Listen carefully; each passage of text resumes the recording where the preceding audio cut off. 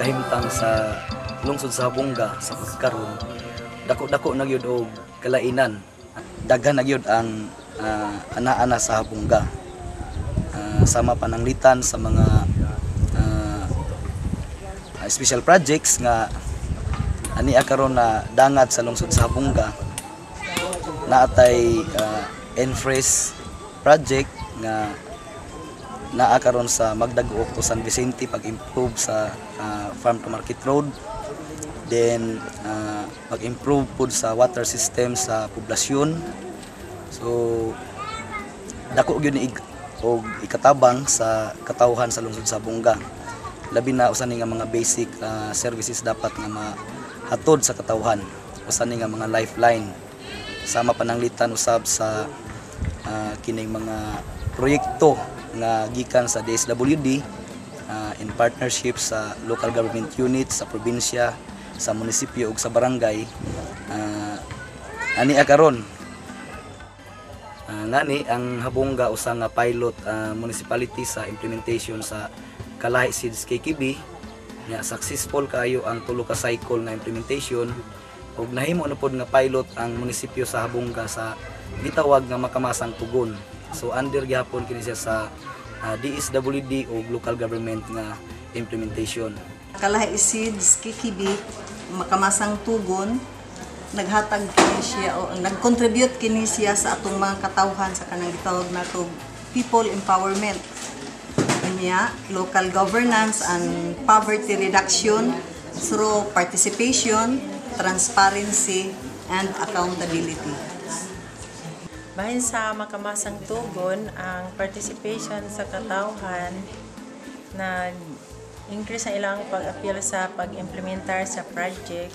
Ngani kung itong tanawon, ang Habonga mo'y pinakadaghan og NGO nga nag-operate sa lungsod sa Habonga. Sana ni ang AlterDev.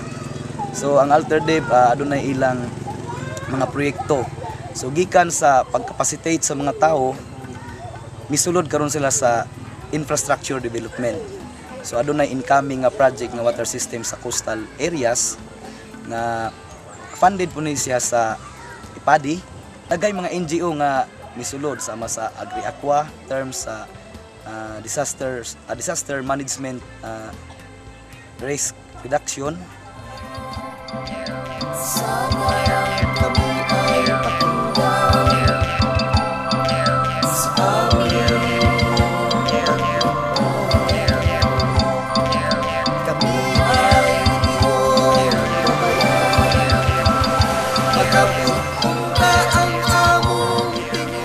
What makes helping Habonga better or an additional incentive that abangan ang Habonga is because Habonga is very fortunate karon na napod sila yung mga leader na very responsive o parihag panghunahuna sa probinsya.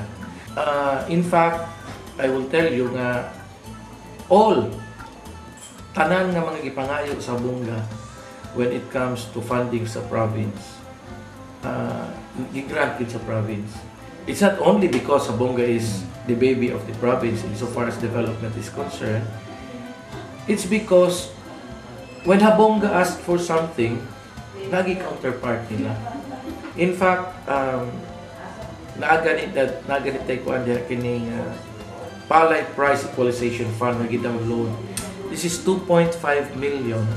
Ang purpose ini is to support FLGC nga project diha, which is Farm Level Grain Center nga kini-funded ni sa Spanish government, no?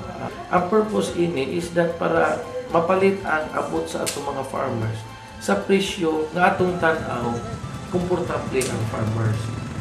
I hope na kini nga mga pangitabuan i-adapt po sa mga munisipyo kay in so doing maabot nato atong mga pangandoy nga ang pagprogreso sa atong probinsya as a whole is not because of the efforts of the province alone.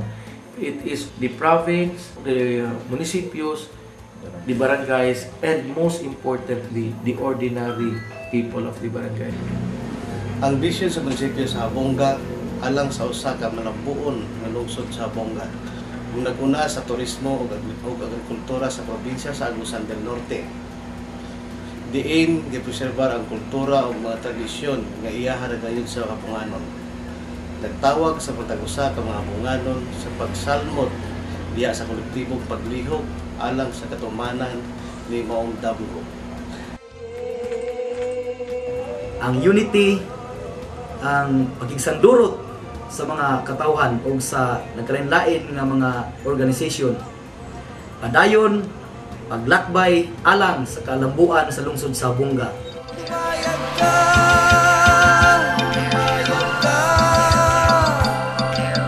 Para sa atong kaugmaon, lumayag ka,